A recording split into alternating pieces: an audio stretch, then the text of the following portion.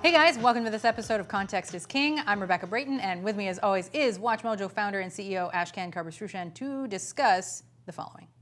How do you reconcile the fact that Google is both on lists of the most admired companies and have scenarios where you think maybe that's not such a great place to work, such as the following.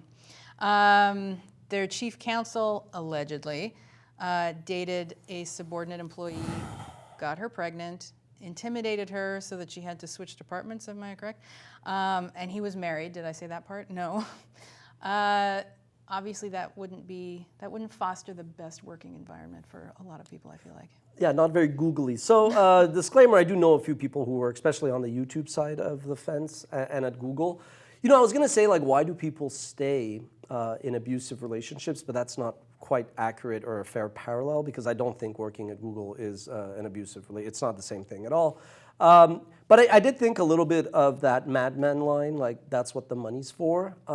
Hate going there. But I think that is quite appropriate. I know a number of Googlers and YouTube employees who will say, you know, they're very intelligent, they come from great schools, great experiences, and they're drawn originally to Google, but also YouTube, this open web, you know, lofty ideals about organizing the world's information, ad-supported, you don't even have to sell anything if you think about it, amazing perks, amazing jobs that now are trying to figure out how do people click on ads, which is not exactly the same thing as curing cancer, but super well compensated and super perks. So yeah, I think at first, you know, and I want to talk more generality, you may overlook if your, you know, leaders say, do as I say, not as I do. And then if you feel like backlash. Yeah, because I'm assuming they have rules against. Well, yeah, and that's why I think allegedly before everything, I think that's why she was asked to move to another department. She went into sales. She was depressed because she couldn't sell. She left. You know, and I think this does speak to the power that historically, I mean, I'm not one of those guys like blame the patriarchy and all that. I kind of even roll my eyes sometimes. But it just goes to show that, like, the power that women have until they sleep with men, and the power that then men have over women when a woman gives birth to a child, which historically, I think if you like look at the history of why is it. Where did the woman have the power in that scenario? Well, again, talking in generality, he's married, he's gonna say all the sweet some things, including I want more children, and like I want to take care of you, let's have a family, let's have kids, I'm gonna leave my wife. He sleeps with the woman, and then he doesn't leave his wife, says, you know, you change your department. The way I'm looking at it, she has no power in that scenario. Well, I don't want to, well, this is like, I don't want to, yeah, I don't know, here's the thing. I think both were at fault, and he being the supervisor should not have done that. He was very careful in his wording to say, I never initiated another relationship, meaning I probably did this, but with others who maybe started. But I think absolutely the woman also bears some responsibility in this scenario for sleeping with someone. This is clearly a bad scenario. He's married, he's your supervisor. This is not going to end well if you naively think, again, this is not PC, but if you actually. I don't know if we have enough of the details. No, but I'm saying in generality, if this, we're using specific things, but then talking generals because we don't know all the details. But if you think that the company is going to protect you over the chief, you know, a black executive in the Bay Area who's your chief counsel, or starts off as VP of corporate development and becomes your chief counsel, there's probably 4 black guys in those positions. Google was not going to get rid of like the black executive, like one of 5 in the entire, you know, like city who has a position like that. Let's be realistic. So they were obviously going to take his side, and in the end, I think they changed the rules and said you can't do this. But she should have probably also not done this. Now, in the end, it was done. He clearly didn't behave in a way that is befitting the principles and values of the company, and I think that's why in the last year, like during discussions with Wall Street, he was kind of sidelined. He wasn't front and center like he usually is. And I think it's that line of, you know, that's what the money's for. I think a lot of Googlers, they spend that first year, second year, third year, fourth year overlooking this discrepancy between the values and the principles and the actual actions and words. But then I think it does get to a point where either you've saved enough money or you're like, I can't show up to work anymore, I feel ill, and you quit and you resign. And a lot of the, especially the female execs who kind of were whistleblowing, saying that like there's been repercussions and there's backlash when we do speak up, they've left because Google's not going to change. You're not going to teach an old dog new tricks, and Google so much power that they're not going to change, because to them it's like, hey, we got a good thing. And it's funny because apparently the council did show an article with Eric Schmidt, the chairman, having an open marriage and kind of saying, look, this is the privilege that our power begets us. It's kind of crazy. Yeah, but everybody has to sign up for the same thing. You can't just impose it on someone.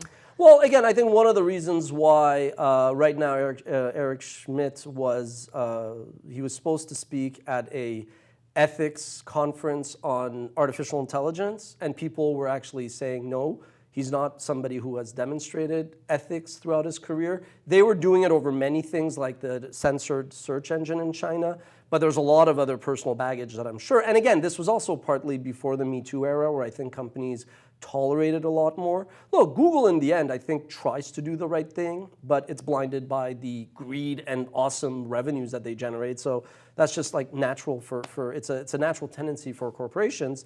But in any way, I think it just goes to show, though, that you are seeing a changing of what is accepted and how you look the other way. But at the end of the day, I don't want to say boys will be boys. It just goes to show. No, but I'm not. But it just goes to show. I rolled my eyes. It just goes to show the power that men have. And the Me Too will remedy that a little bit. But if you look at it over the continuum of history, it'll just be a little speed bump. That's just, unfortunately, reality. Is there any way for women to get the power back or back? Well, when Alyssa Milano said, like, don't have sex with men until something happens, and I forgot what that was, people jumped out and they said, well, how could you use sex? I get that, so that's not what I'm recommending. But look, women have a lot of power, and I think there is a way that they can... This is going to sound a bit weird, but I think part of the reason, let me reword that. Part of the reason why I am pro-choice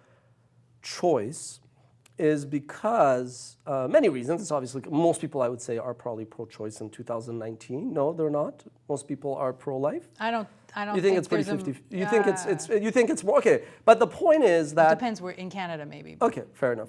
Fair enough. Okay, even though once I had children, I start to understand more the other side a bit more, but the reason is ultimately that having children is a weaponizing factor in the power struggle between men and women.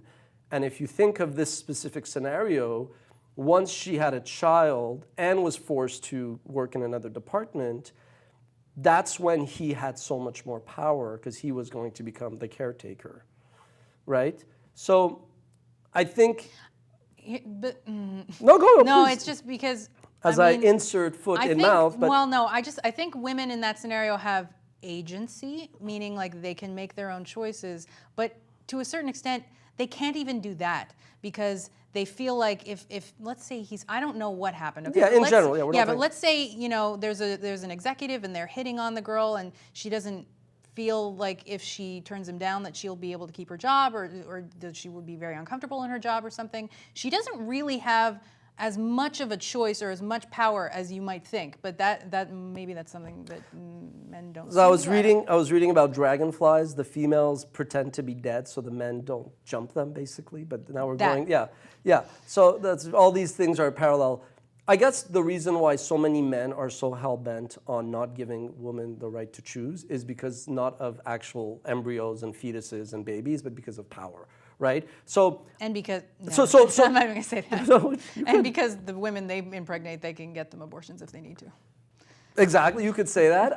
But the point here I want to make is I don't think women should use sex for power, which is why I brought up the Alyssa Milano thing. But I do think women have to think, and I have 2 daughters, so I do think of like eventually when I have to talk. I think women just need to understand that they sometimes attribute power to men that they don't need to, and they have more power in most situations. You're respectfully, again, like that's your perspective. I don't necessarily think that the woman's choice was, I gotta let this guy impregnate me or have sex with him. The right thing to do, the lesson here should be, don't have sex with your subordinate. Now, colleagues is a bit different if you're in different departments, especially in a company as big as Google. But here, clearly, I think she gave up that power. I'm not blaming her, to be clear here at all. It does sound a little like victim. No, because I totally think he's horrible. Like, I think he's horrible, and I've always said that. Allegedly. No, allegedly. And I've also said, as much as Google's our like biggest partner, please don't terminate our channel, I think that most of the men, like Sergey Brin and Larry Page, are incredibly brilliant, technical people and pretty darn good entrepreneurs and great executives and all that. Setting that aside, they're also not the loveliest of personalities, and across the board at all these companies, their leadership has a lot to be desired because nobody is judging them on how great of people they are and what their character's like and all that. So I definitely think he abused his position and got away with it, which is not fair. But I also think that the blame, I don't want to just blame him either. He's absolutely in the wrong. I think we should also say, well, she was an adult. She was a lawyer, so she was smart. She should not have put herself in that situation. Now, once she did and there was children involved, then they have to act like adults, and he did not act like an adult, allegedly. But I think it's important as like a lesson that people realize both sides did not act wisely in the scenario. That's it. I don't have enough information. Anyway, there's a lot to unpack here. Why don't we do that in the comments? Let us know what you think, and we will see you next time.